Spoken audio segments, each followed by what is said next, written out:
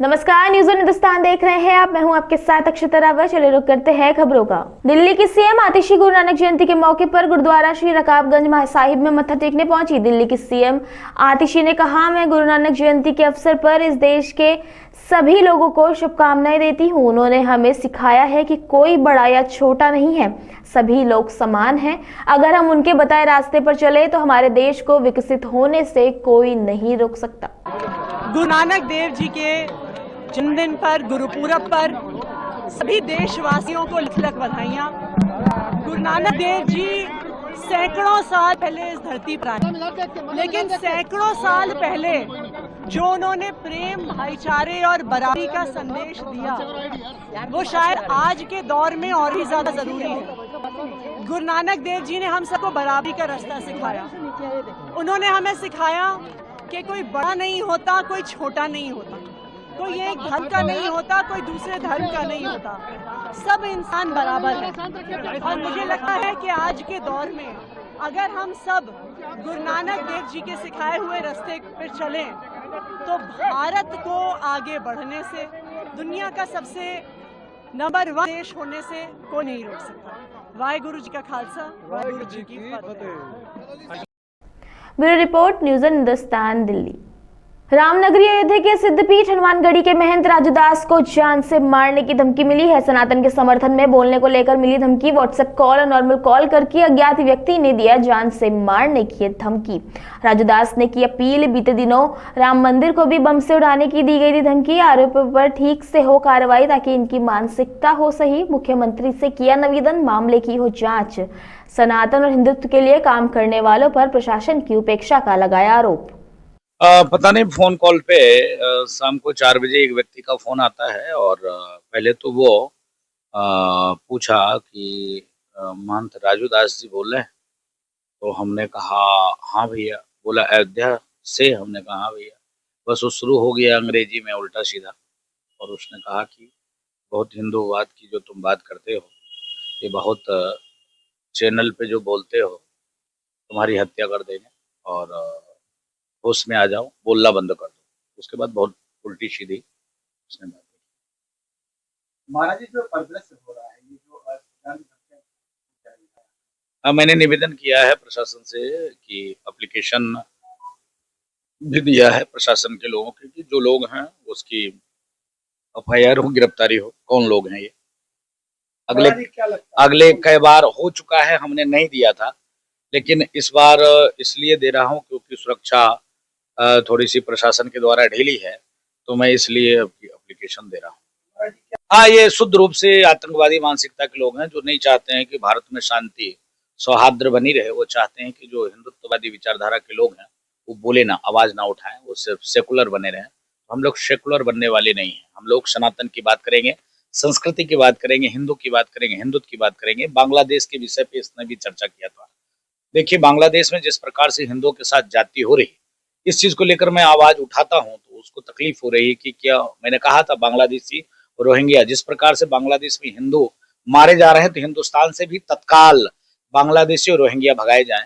इस पर उसने कमेंट किया है कि ऐसा करोगे तुम्हारी हत्या कर देंगे। महाराज जी, बांग्लादेश से भी क्या हो सकता है बांग्लादेश से हो। उस पे तो व्हाट्सएप कॉल पे कतर लिख के आ रहा था। मैं नहीं जानता हूँ। प्रशासन से मेरा निवेदन है इसकी जांच की जाए, कहाँ का है, लोकल का है, बाहर का है, कौन व्यक्ति है।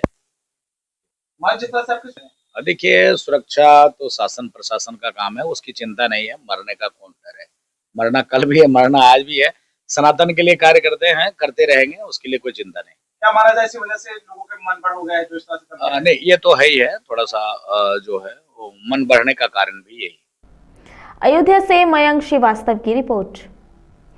दिल्ली में बढ़ते प्रदूषण का पराली के अलावा वाहनों से होने वाला प्रदूषण भी बड़े स्तर पर असर डाल रहा है। इसलिए दिल्ली में BS3 पेट्रोल और BS4 4 पहिया वाहनों पर प्रतिबंध लगा दिया गया है। इसी तरह दिल्ली में मध्यम आकार के वाहनों पर भी प्रतिबंध लगाया जाएगा।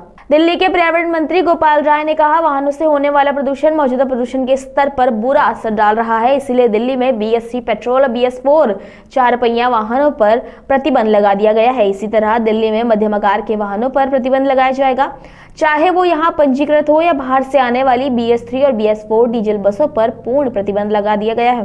केवल CNG इलेक्ट्रिक और BS6 बसों को ही दिल्ली में प्रवेश की अनुमति होगी। आज के उसमें मुख्य तौर पर इस समय जो प्रदूषण का स्तर है उसमें गाड़ियों का पोल्यूशन काफ़ी ज़्यादा इम्पैक्ट डाल रहा है। इसलिए दिल्ली के अंदर जो भी BS3 पेट्रोल और BS4 जो डीजल की गाड़ियां हैं, 4 व्हीलर हैं, उन पर जो है रोक लगा दी गई है। उसी तरह से दिल्ली के अंदर जो मीडियम साइज की जो गाड़ियां हैं उनको अब जो अंदर से हैं या बाहर रजिस्टर्ड हैं उनको भी यहाँ पे चलाने पर प्रतिबंध रहेगा। उसके जो है साथ साथ जो बाहर से जो BS3 और उसके जो है साथ साथ जो बाहर से जो BS3 और BS4 डीजल की जो बसें आती हैं उन पर जो है पूरी तरह से जो है वो रोक लगा दिया गया। केवल जो CNG इलेक्ट्रिक या BS6 की बसें हैं उनको जो है वो दिल्ली में प्रवेश दिया जाएगा। इसके लिए ट्रांसपोर्ट डिपार्टमेंट की 84 टीमें बनाई गई हैं। जो ट्रैफिक पुलिस की 280 टीमें हैं ये अब पेट्रोलिंग करेंगी और जगह जगह इसके इम्प्लीमेंटेशन के लिए ग्राउंड पे काम करेंगे। जहाँ पे भी वायलेशन पाया जाएगा तो 20,000 रुपये का उनके खिलाफ जो है जुर्माना लगाया जाएगा। जो आपने बोला कि सड़कों की वहीं दिल्ली यातायात पुलिस ने भी वायु प्रदूषण को रोकने के लिए ग्रेडेड रिस्पांस एक्शन प्लान 3 उपायों का उल्लंघन करने वाले वाहन चालकों के चालान जारी किए। इस मामले में दिल्ली यातायात पुलिस के ASI रणवीर सिंह ने कहा कि राजधानी में वायु प्रदूषण में वृद्धि के मद्देनजर हम वाहन चालकों के PUC प्रमाण पत्र को देखने के बाद उनका चालान जारी कर रहे हैं। हमारे पास एक मशीन है जो बताती है अगर किसी के पास ये प्रमाण पत्र नहीं है। दिल्ली में पोल्यूशन ज्यादा बढ़ा हुआ है, जिसको सीनियर स्तर के आदेश के अनुसार पोल्यूशन चेक कर रहे हैं और जिसका पोल्यूशन नहीं है उसका चालान कर रहे हैं। तो क्या आप और PUC सर्टिफिकेट देख रहे हैं? हाँ, PUC सर्टिफिकेट देख रहे हैं तभी हम कर रहे हैं और हमारे सिस्टम में मशीन में बता देती है कि इसका PUC है या नहीं है। कोई कर रहे हैं जितना सीनियर अफसरों का कोई काम कर रहे हैं। इसके अलावा सर BS3 और BS4 क्या ये भी देखा जा रहा है? हाँ, ये भी देखा जा रहा है। तो अक्सर सर आप लोग सड़क पर रहते हैं तो मैक्सिमम गाड़ियाँ क्या PUC सर्टिफिकेट इन्होंने लिया? मैक्सिमम ने लिया। का दुक्का जो मतलब बहुत कम व्हीकल जिनके नहीं है उन्हीं का हम वो चेक कर रहे हैं। तो सर कितने का चालान होता है इस पर? PUC का 10,000 रुपये का चालान होता है। तो क्या कोर्ट का चालान करते हैं या फिर कैश? कोर्ट का चालान होता है।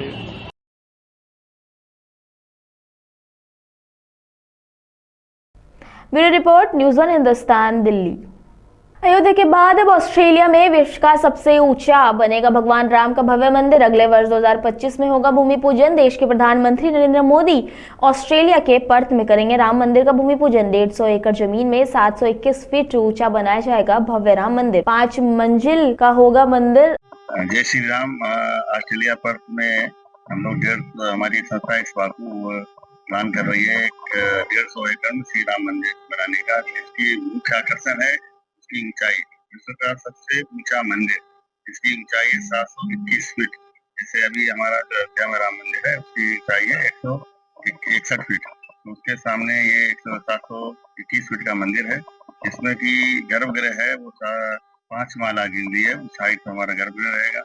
और सबसे बड़ा आकर्षण ये है कि इस मंदिर की भी जो आर्किटेक्ट है वो हमारे आशीष सोमपुरा साहब हैं, जो कि ऑलरेडी हमारे अयोध्या का राम मंदिर लोग बना रहे हैं।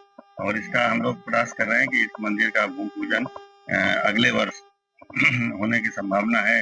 हम लोग इंतजार कर रहे हैं कि अपने प्रधानमंत्री श्री नरेंद्र मोदी साहब हमारे ऑस्ट्रेलिया में पधारें तो फिर उनके हस्तक द्वारा ये भूमि पूजन हो और जिससे कि ये आगे कार्य किसी कारणवश उनका दौरा विलंबित होता कुछ होता है तो उसका दूसरा कोई उपाय ढूंढ के उसको 2025 में इसका निर्माण कार्य चालू कराने की हम लोग प्रयासरत हैं। ये 150 एकड़ जमीन हमारी संस्था उसको एक्वायर कर रही। साथ साथ में जो वहाँ की हमारी ऑस्ट्रेलिया गवर्नमेंट है वो भी हमारे इंफ्रास्ट्रक्चर में और लैंड डेवलपमेंट में सहयोग करने की प्रयास है और लोगों ने हम लोग से कमिटमेंट किया। अयोध्या से मयंक श्रीवास्तव की रिपोर्ट। केंद्रीय गृह मंत्री अमित शाह ने जनजातीय गौरव दिवस के अवसर पर दिल्ली में भगवान बिरसा मुंडा की प्रतिमा का अनावरण किया। इस अवसर पर दिल्ली के एलजी वीके सक्सेना, केंद्रीय मंत्री मनोहर लाल भी मौजूद रहे। केंद्रीय गृह व सहकारिता मंत्री अमित शाह ने भगवान बिरसा मुंडा के 150वें जयंती वर्ष के अवसर पर नई दिल्ली के बसेरा उद्यान में उनकी प्रतिमा का अनावरण कार्यक्रम में कहा कि आजादी के महानायकों में से एक भगवान बिरसा मुंडा ने अल्पायु में ही अपनी पढ़ाई के साथ धर्मांतरण के खिलाफ आवाज उठाने का साहसिक कार्य किया। भगवान बिरसा मुंडा आदिवासियों के लिए अपनी मूल संस्कृति के दो उद्धारक बने ही साथ ही उन्होंने 25 वर्ष की अल्पायु में देशवासियों को अपने कर्मों के माध्यम से ये भी बताया कि जीवन कैसा हो, किसके लिए हो और किस ध्येय के लिए समर्पित हो। मेरे साथ बोलिए, भारत माता की। मंच पर उपस्थित श्रीमान मनोहर लाल जी, भारत सरकार के शहरी विकास मंत्री और पार्टी के वरिष्ठ नेता, हमारे उपराज्यपाल श्रीमान विनय कुमार सक्सेना जी, भैया टीवी वाले सेट कर बैठ जाओ जरा, यार मैं यहीं रहकर बोलने वाला हूं। विनय कुमार सक्सेना जी, मोदी जी की मंत्रिपरिषद में मेरे साथी भाई हर्ष मल्होत्रा जी, दिल्ली के प्रभारी, भारतीय जनता पार्टी के राष्ट्रीय उपाध्यक्ष और सांसद श्रीमान वैजयंत पांडा जी, श्री मनोज तिवारी जी, बहन कमलजीत जी, रामवीर सिंह विधुड़ी जी, योगेश चंदोलिया जी, बांसुरी स्वराज जी, प्रवीण खंडेलवाल जी और इस छोटे मगर बहुत महत्वपूर्ण कार्यक्रम में आए हुए सभी भाइयों बहनों को मेरा राम राम प्रणाम।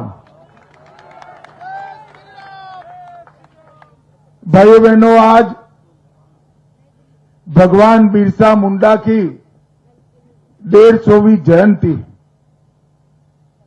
और 150वीं जयंती के इस अवसर पर मैं एलजी साहब को मन से बधाई देना चाहता हूं कि ये बांसेरा के शुरुआत में ही भगवान बिरसा मुंडा की वीरता पूर्वक खड़े हुई प्रतिमा का आज यहां पर स्थापन किया गया। हमारे प्रधानमंत्री जी ने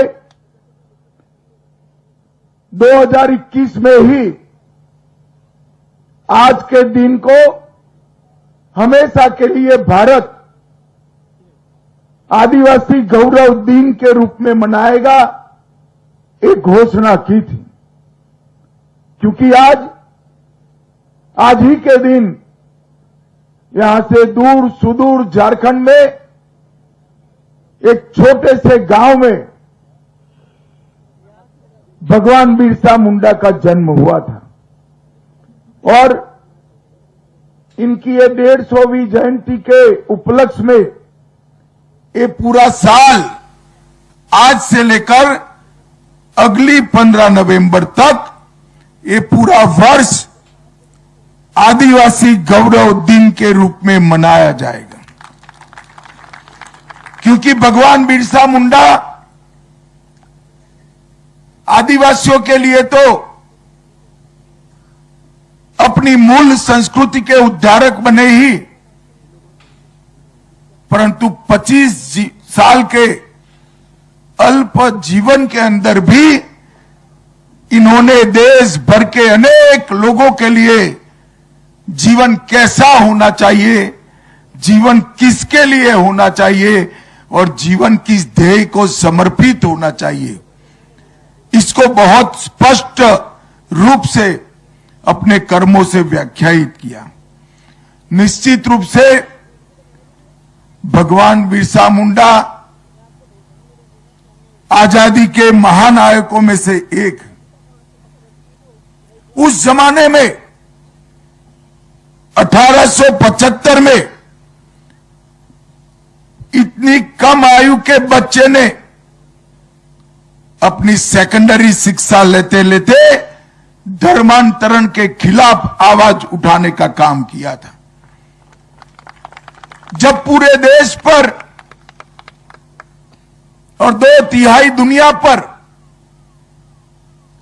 अंग्रेजों का शासन था, ऐसा कहते हैं कि अंग्रेज की महारानी का सूर्य उस वक्त कभी डूबता नहीं था। उस वक्त मक्कमता के साथ धर्मांतरण के खिलाफ खड़ा होने की वीरता बालक बिरसा मुंडा ने बताई और आगे चलकर ये दृढ़ता और वीरता इस देश नायक के रूप में परिवर्तित हुई। जल, जमीन और जंगल यही आदिवासियों के लिए सब कुछ है। इस संस्कार को पुनर्जीवित करने का काम बिरसा मुंडा जी ने किया। उस वक्त जनजातीय समाज में ढेर सारी जागरूकता लाए, मदिरापान का विरोध किया, जमींदारों की शोषणयुक्त व्यवस्था का विरोध किया और ब्रिटिश राज का भी विरोध करने का काम किया। सामाजिक सुधार के लिए ये देश का आदिवासी समाज हमेशा के लिए भगवान बिरसा मुंडा का आभारी रहेगा और उनके स्वतंत्रता और धर्मांतरण के खिलाफ के आंदोलन के लिए भी ये पूरा देश भगवान बिरसा मुंडा का आभारी रहेगा। मुझे अभी अभी हमारे एलजी साहब ने बताया ये 30,000 हेक्टर 30 एकड़ भूमि में ये बांसेरा जो बसाया है, एक जमाने में यहां कूड़े का ढग हुआ करता था और आज यहां लाखों की संख्या में पक्षी आते हैं और आज कुदरती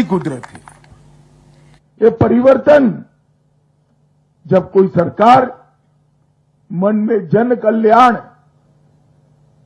और समाज का कल्याण लेकर निकलती है तब कैसे होता है, इसका एक आइडियल एग्जाम्पल है। हम भगवान बिरसा मुंडा के जीवन को, धरती आबा के जीवन को 2 हिस्सों में बांटकर देख सकते हैं। एक आदिवासी संस्कृति की रक्षा, इसके प्रति प्रतिबद्धता और दूसरा मातृभूमि की आजादी के लिए, इसकी रक्षा के लिए सर्वोच्च बलिदान देने का जज्बा। ये दोनों क्षेत्रों में 25 साल की आयु क्या होती है? 25 साल की आयु में भगवान बिरसा मुंडा ने अपने कर्तृत्व से ऐसी कथा लिखी जिसके कारण 150 साल के बाद भी पूरा देश आज भगवान बिरसा के सामने नतमस्तक होकर खड़ा है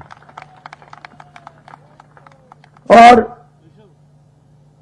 अंग्रेजों के खिलाफ क्रांति की ज्योति जगाई और आदिवासियों की स्थिति के बारे में न केवल देश, पूरी दुनिया का ध्यान दिलाया। भगवान बिरसा मुंडा देश भर में अंग्रेजों के खिलाफ ढेर सारे स्वतंत्रता संग्राम हमारे आदिवासियों ने लड़े, उसकी महान लड़ी का एक हिस्सा है। झारखंड में सिद्धो कान्हो हो, फूलो जानो की 2 बहनें हो और बिरसा मुंडा के नेतृत्व में उल गुलान का संघर्ष हो, राजस्थान में गुरु गोविंद के नेतृत्व में चला भील आंदोलन हो, वसुदेव बलवंत फड़के के नेतृत्व में महाराष्ट्र में हुआ रामोसी विद्रोह हो, उत्तराखंड का बेल और बुक्सा आंदोलन हो, तेलंगाना में रामप्पा नायक, पाजासी राजा और कुरुचिया विद्रोह, ये बहुत बड़ी आजादी के लिए संग्राम तेलंगाना के आदिवासियों ने किया। मध्य प्रदेश में संकरसा का सन 57 का पराक्रम हो, दुर्गावती का मुगलों के खिलाफ आत्म बलिदान हो, या बेगांव का आंदोलन हो, तात्या भील का आंदोलन हो, ये भी आदिवासियों के नेतृत्व में चला। पूर्वोत्तर में खासी और नागा, इन्होंने भी अंग्रेजों के दांत खट्टे करे, और नागालैंड में रानी मां ने अंग्रेज सरकार की नींद उड़ाने का काम किया। परंतु दुर्भाग्य की बात है कि आजादी के बाद ये महानायकों को भुलाने का काम किया। 2015 में नरेंद्र मोदी जी ने एक निर्णय किया कि 200 करोड़ की लागत से देश भर में 20 आदिवासी महानायकों के संग्रहालय बनाए जाएंगे, जिससे हमारे बच्चे ये महान संघर्ष को याद। और मुझे याद है, मुझे आनंद है कि इसमें से 3 संग्रहालय अब तक बन चुके हैं, और मोदी जी ने भगवान बिरसा मुंडा संग्रहालय रांची, जबलपुर में शंकर शाह रघुनाथ शाह का संग्रहालय, और छिंदवाड़ा में बादल भियो जनजातीय स्वतंत्र सेनानी का संग्रह, ये तीनों का 2021 में उद्घाटन करने का काम कर दिया। और 2026 के पहले इस सभी के सभी संग्रहालय तैयार होकर हमारी युवा पीढ़ी को इतिहास और देशभक्ति का वारसा देंगे। जनजातीय गौरव के लिए नरेंद्र मोदी सरकार ने ढेर सारे काम। 75 साल की आजादी में पहली बार किसी आदिवासी को राष्ट्रपति बनने का मौका नरेंद्र मोदी सरकार ने। महामहिम श्रीमती द्रौपदी मुर्मू जी गरीब आदिवासी की बेटी देश के प्रथम नागरिक का स्थान शोभायमान कर रही। ये 10 साल के अंदर नक्सलवाद जो आदिवासी क्षेत्र में विकास को रोकने का काम करता था, बच्चों को गुमराह करने का काम करता था, वो नक्सलवाद को करीब करीब समाप्त करने का काम नरेंद्र मोदी सरकार ने। 15 नवंबर को जनजातीय गौरव दिवस के रूप में हमेशा के लिए मनाने का काम किया। और मित्रों, सबसे बड़ी बात है, कांग्रेस सरकार का अंतिम बजट, इसमें जनजातियों के विकास के लिए 28,000 करोड़ था। मोदी जी के अंतिम बजट 24-25 में 28,000 करोड़ की जगह 1,33,000 करोड़ रुपया आदिवासी विकास के लिए। प्रधानमंत्री आदर्श ग्राम योजना 26,428 आदिवासी गांव में सभी बेसिक सुविधाओं का 100% saturation. District mineral fund 97,000 crore रुपया खदान का जो खनिज निकलता है इसकी रेवेन्यू से काटकर आदिवासी क्षेत्रों में बांटा गया। 708 एकलव्य रेसिडेंशियल मॉडल स्कूल बनाए। प्रधानमंत्री पीवीटीजी डेवलपमेंट मिशन 15,000 करोड़ और जनजातीय उत्तर उन्नत ग्राम योजना 63,000 गांवों को संपूर्ण रूप से विकसित करने के लिए और 24,000 करोड़ रुपया देने का काम किया। मित्रों, आज का दिन आजाद भारत की खुली हवाओं में आजादी के अधिकार के साथ जीते हुए 140 करोड़ भारतीयों के लिए महान राष्ट्र नायक भगवान बिरसा मुंडा के प्रति कृतज्ञता व्यक्त करने का दिन है। 25 साल के ये युवाओं ने रांची की जेल से लेकर इंग्लैंड की महारानी के महल तक आदिवासी और भारतीयों की आवाज को बुलंद करने का काम किया था और अपना बलिदान दिया था। आज हम सब भगवान बिरसा मुंडा को श्रद्धांजलि देते हैं और उनके जीवन से हम अपने उनके सारे गुणों को आत्मसात कर देश के विकास की दिशा में आगे बढ़ाने के लिए संकल्पित हो। आज मनोहर लाल जी ने ये चौराहे का नाम भगवान बिरसा मुंडा चौराहा कर दिया है। ये भी बहुत अभिनंदनीय है। मैं मनोहर जी को बहुत बहुत साधुवाद देता हूं। और जो भव्य मूर्ति आज यहां बांसेरा के शुरुआत में दरवाजे पर लगाई गई है, वो मूर्ति कई सालों तक भगवान बिरसा मुंडा का संदेश हमें याद दिलाएगी। मैं सभी को बहुत बहुत शुभकामनाएं देकर मेरी वाणी को विराम देता हूं। वंदे मातरम। भारत माता की जय। Bureau report, news on Hindustan, Delhi. अभी के लिए इतना ही। खबरों के लिए बने रहिए न्यूज़ ऑन हिंदुस्तान के साथ। अब तक के लिए नमस्कार। आप देख रहे हैं न्यूज़ वन हिंदुस्तान। जिला प्रशासन के सहयोग से डलमऊ नगर पंचायत द्वारा आयोजित प्रांतीय कार्तिक पूर्णिमा मेला एवं डलमऊ महोत्सव में आए समस्त श्रद्धालुओं एवं रायबरेली जनपद वासियों का हार्दिक स्वागत एवं अभिनंदन। आप सभी श्रद्धालुओं से अनुरोध है कि इस महोत्सव को सफल बनाने में प्रशासन का सहयोग करें।